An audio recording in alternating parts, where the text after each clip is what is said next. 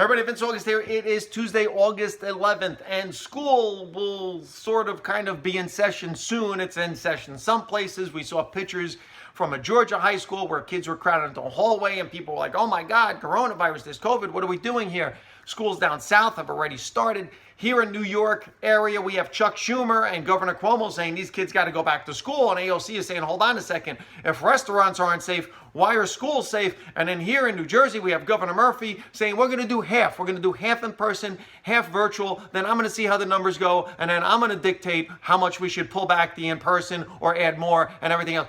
We have a lot of concerns with regards to coronavirus and school. However, there is another concern on top of all of this.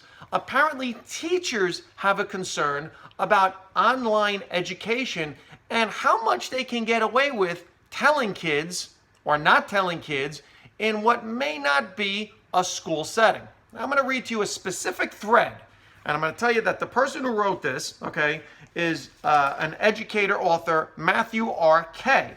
And here's what he said, and I'm going to read it word for word. So this full virtual class discussion will have many potential spectators, parents, siblings, etc., in the same room. We'll never be quite sure who's overhearing the discourse. What does this do for our equity inclusion work? How much have students depended on the somewhat secure barriers of our physical classrooms to encourage vulnerability?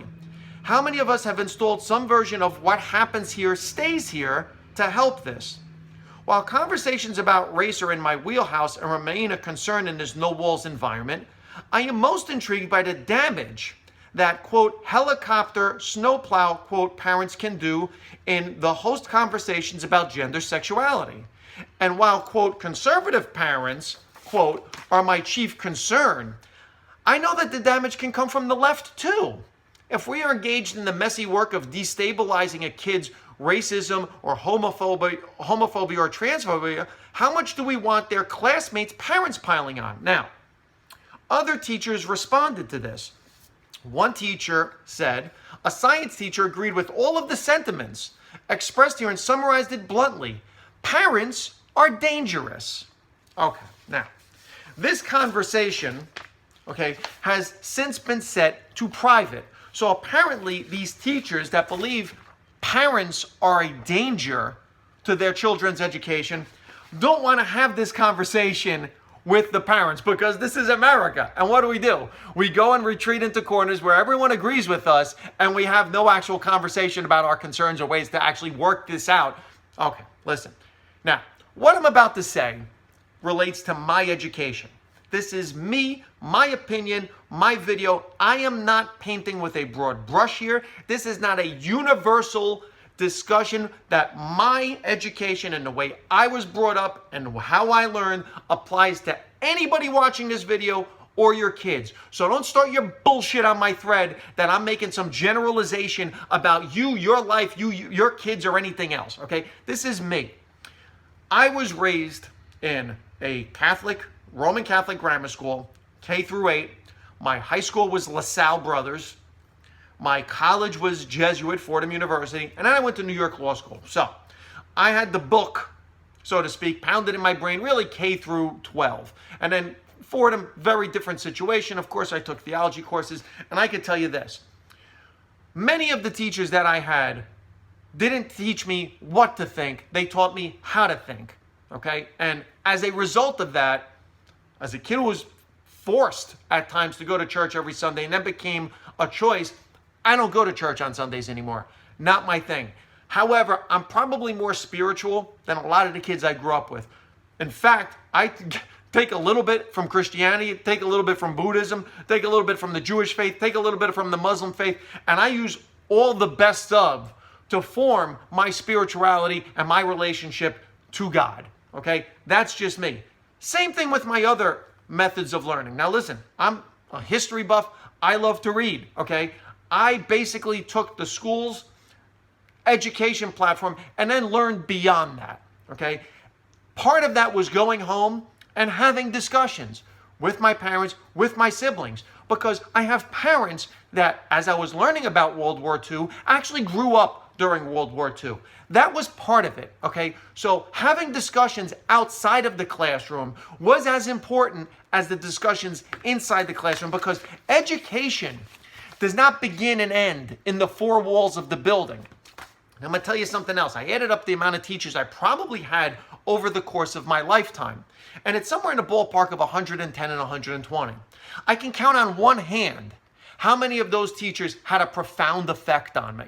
Now, conversely, I can tell you this. I played sports, trained in martial arts. I had 2 martial arts instructors in particular that have had a profound effect on me. So, as many martial art instructors almost as teachers in a less period of time. The point that I'm trying to make is, listen, teachers, instructors, those kids are not your property. They don't belong to you, okay? You have them for a semester, sometimes a year, okay? But in the end, the person that's responsible for them, at least from birth until they become an adult, because they're paying for their education, they're putting clothes on their back, they're feeding them, okay? They are maybe an influence on their lives in religious matters and other matters. When they get in trouble, it's not you going to court with the kid, it's the parent. If they wind up in a drug counseling's office, it's not you going to the court with the kid. In fact, I can tell you right now, I do commitment hearings at many facilities in the state of New Jersey where young people have been committed for mental, emotional problems, psychiatric problems. I've yet to see a teacher show up. Okay, those kids are not your property. Much like football coaches, baseball coaches, and all these other coaches. You don't own that kid. That kid is not there to help you win and your win and loss record. You're there to teach that kid how to play the game. And if the kid excels, well then the byproduct of that will be that the team will be better. Not that that kid does whatever you need them to do and throw that kid's arm out if he's a pitcher, or make him run through people as a football player so you can win. Okay, you don't own that kid. What your job is to give that kid the tools and the ability so that they can learn beyond that. If your concern is that what you're doing in the classroom is somehow going to leak, and you need to have some private one-on-one, hey, listen, what happens in the classroom is between me and you, and don't share this with your parents. Well, first of all, that's creepy as fuck to me, okay, because that's not what it should be. Okay, and if this is the concern with going back to school and whether or not they're going to be learning via Zoom and that's going to be safe, I have to tell you, we got bigger concern for our kids than whether or not they're going to get coronavirus. We have a whole other set of safety issues we need to think about with regards to our education system.